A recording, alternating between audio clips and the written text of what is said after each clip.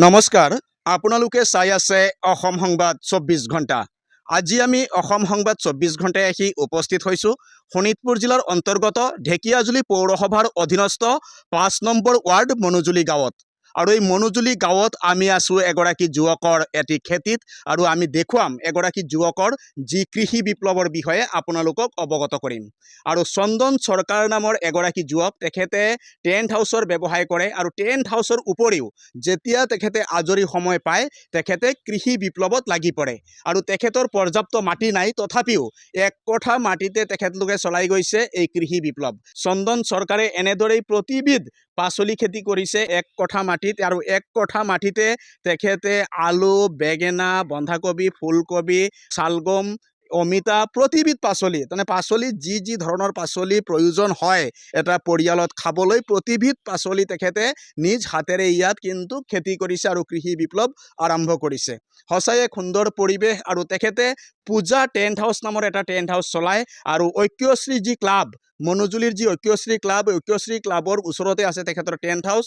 আৰু টেণ্ট হাউচৰ কাম কৰাৰ পিছত যিখিনি আজৰি সময় পায় এই সময়খিনি তেখেতে এনেই অতিবাহিত নকৰি এই কৃষি বিপ্লৱত লাগি পৰে।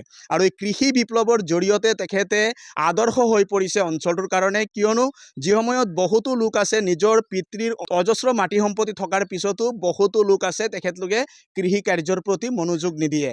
আৰু এই চন্দন চৰকাৰে তেখেতলোকৰ কাৰণে আদৰ্শ হৈ পৰিছে, কিয়নো তেখেতে দেখাই দিছে আচলতে মনৰ যদি সাহস থাকে আৰু মনত যদি সৎবুদ্ধি সুচিন্তা থাকে তেতিয়াহ'লে যিকোনো কামেই সম্ভৱ। আৰু এয়া কৰি দেখুৱাইছে চন্দন চৰকাৰে। আৰু ইয়াতে চন্দন চৰকাৰ এতিয়া ব্যস্ত হৈ আছে নিজৰ এই পাচলি খেতিত। আমি তেখেতৰ পৰা কিছু কথা জনাৰ চেষ্টা কৰিম। আপোনাৰ শুভ নাম? শ্ৰী চন্দন চৰকাৰ। আপোনাৰ ঘৰ? গড় মনুজুলি ঐক্যশ্ৰী ক্লাবৰ ওচৰত। আপুনি কি কৰে আচলতে? মোৰ এটা টেণ্ট হাউচ আছে। টেণ্ট হাউচ যেতিয়া মই সময় পাওঁ তেতিয়া মই খেতিত আহোঁ। আচলতে আপোনাৰ এই মনত এই বুদ্ধিটো ক'ৰ পৰা আহিল যে এক কঠা মাটিত প্ৰতিবিধ পাচলি লগাব পাৰি বুলি আপোনাৰ কেনেকৈ চিন্তাটো আহিল? চিন্তা মানে কি, এতিয়া চাওক বজাৰৰ পৰা কিনিলে অলপ সাৰ দিয়া থাকে, সেইকাৰণে মই বিনা সাৰত, গোবৰ সাৰত মই খেতিটো কৰিছোঁ। আৰু কি কি খেতি কৰিছে ইয়াত আপুনি? ইয়াত মোটামুটি 16টা ওপৰত আইটেম আছে।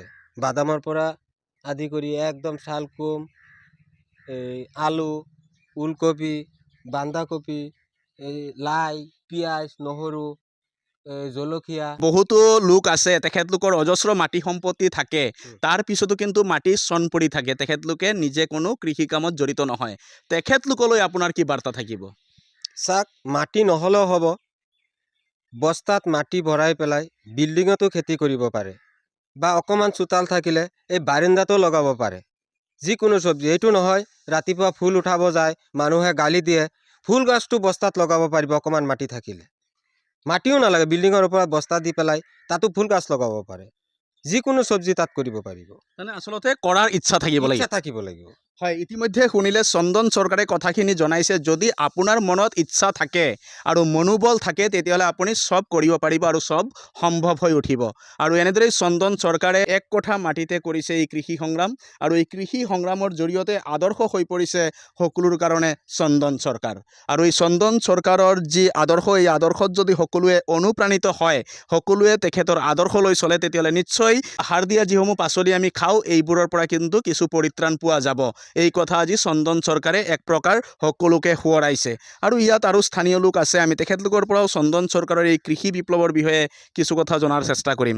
দেখা গৈছে মনুজুলি গাঁৱৰ এগৰাকী যুৱক চন্দন চৰকাৰ, তেখেতে এক কঠা মাটিত প্ৰতিবিধ পাচলি খেতি ইয়াত কৰিছে। এনেকুৱা এটা বস্তু বাকী নাই যে চন্দন চৰকাৰৰ এই খেতিত নাই। কি ক'ব আজি দিনটোত? এয়া হ'ল কৰ্মমুখী মানুহৰ সঠিক নিদৰ্শন।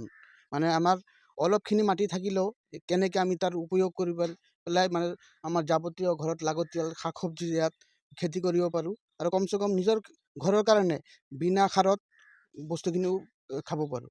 বহুতো লোক আছে নিজৰ পিতৃৰ অজস্ৰ মাটি সম্পত্তি আছে কিন্তু চন পৰি থাকে, তেখেতলোকলৈ কি বাৰ্তা দিব আজি চন্দন চৰকাৰৰ খেতিডৰা চোৱাৰ পিছত? এইটো চবকে এটা বাৰ্তা দিয়া হৈছে যে আমি ইচ্ছা কৰিলে, আমাৰ যদি মনোভাৱ থাকে আমি কাম কৰিব পাৰোঁ, আৰু নিজৰ লগে লগে আমাৰ ওচৰ পাজৰ চবৰ কাৰণে উন্নতি এটা আনিব পাৰোঁ। হয়, ইতিমধ্যে শুনিলে আজি চন্দন চৰকাৰ সকলোৰে কাৰণে আদৰ্শ আৰু স্থানীয় যুৱকসকলেও ইয়াত আহি সময় অতিবাহিত কৰে চন্দন চৰকাৰৰ যি কৃষি বিপ্লৱ এই বিপ্লৱস্থলীত। কিয়নো চন্দন চৰকাৰে যিহেতু দেখাই দিছে কি প্ৰকাৰে মনোবল ঠিক থাকিলে, মনত সৎ সাহস থাকিলে চব সম্ভৱ, আৰু এয়া কিন্তু চন্দন চৰকাৰে হাতে কামে কৰি দেখুৱাইছে। আৰু চাওক, এক সুন্দৰ পৰিৱেশ তেখেতৰ এই খেতিডৰাত। মাত্ৰ একঠা মাটি ইয়াত আছে, একঠা মাটিতে ইয়াত সকলো সম্ভৱ কৰি তুলিছে চন্দন চৰকাৰে।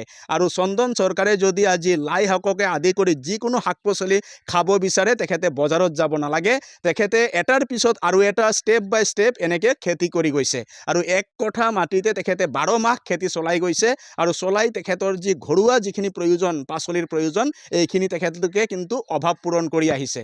আৰু চন্দন চৰকাৰৰ যি আদৰ্শ সঁচাই এক লক্ষণীয় আদৰ্শ, আৰু চন্দন চৰকাৰৰ আদৰ্শত যদি সকলোৱে অনুসৰণ কৰে তেতিয়াহ'লে নিশ্চয় উপকৃত হ'ব। আৰু যিসকল লোকৰ অজস্ৰ মাটি সম্পত্তি আছে, মাটি সম্পত্তি এনে চন পেলাই থয়, তেখেতলোকো উপকাৰিত হ'ব।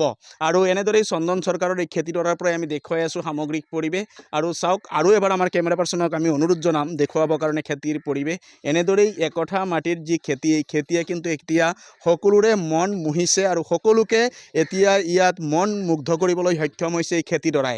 আৰু কম মাটিৰ ভিতৰত কৰা যি খেতি, এই খেতিয়ে এতিয়া সকলোৰে আদৰ্শৰ সৃষ্টি কৰিব চন্দন চৰকাৰে। আৰু চন্দন চৰকাৰৰ এই যি সংগ্ৰাম, এই সংগ্ৰাম সফল হওক। আৰু আমি এটা কথা পূৰ্বতেও কৈছোঁ, চন্দন চৰকাৰে পূজা টেণ্ট হাউচ নামৰ এটি টেণ্ট হাউচ চলায়, আৰু টেণ্ট হাউচৰ জৰিয়তে চন্দন চৰকাৰে নিজৰ পৰিয়াল পোহপাল দিয়ে।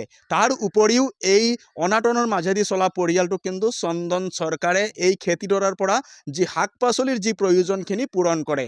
আৰু চন্দন চৰকাৰৰ যি ইচ্ছা শক্তি, এই ইচ্ছা শক্তিত যদি চৰকাৰেও কিছু আগভাগ লয়, বা তেখেতক যদি তেনেকুৱা ৰাজহুৱা কোনো স্থানত এনেকৈ মাটি এডৰা দিয়ে, নিশ্চয় তেখেতে কিন্তু চৰকাৰকো লাভান্বিত কৰিব বা নিজেও উপকাৰিত হ'ব। এই কথা কিন্তু আজি তেখেতৰ এই সংগ্ৰামৰ পৰাই প্ৰতিফলিত হৈছে। আৰু আমিও আশা কৰোঁ সকলোৱে চন্দন চৰকাৰৰ দৰে আগবাঢ়ি যাওক, সকলোৱে কৃষি বিপ্লৱ, কৃষি সংগ্ৰামৰ লগত লাগি পৰক। অকল খালি আমি ৰাজপথৰ সংগ্ৰাম নহয়, আমি পথাৰৰ সংগ্ৰাম কৰিও আমি দেখাই দিব লাগে যে অসমীয়া কোনো ক্ষেত্ৰেই কম নহয়। আৰু এই কথা আজি চন্দনে প্ৰতিফলন কৰিছে, আৰু সঁচাই চন্দন চৰকাৰ আগবাঢ়ি যাওক, আমি তাৰে কামনা কৰিছোঁ। আৰু সকলোৱে অসম সংবাদ 24 ঘণ্টা চাই থকাৰ কাৰণে মই চন্দন চৰকাৰৰ এই ক্ষুদ্ৰ খেতিডৰাৰ পৰাই সকলোলৈ অভিবাদন জ্ঞাপন কৰিছোঁ।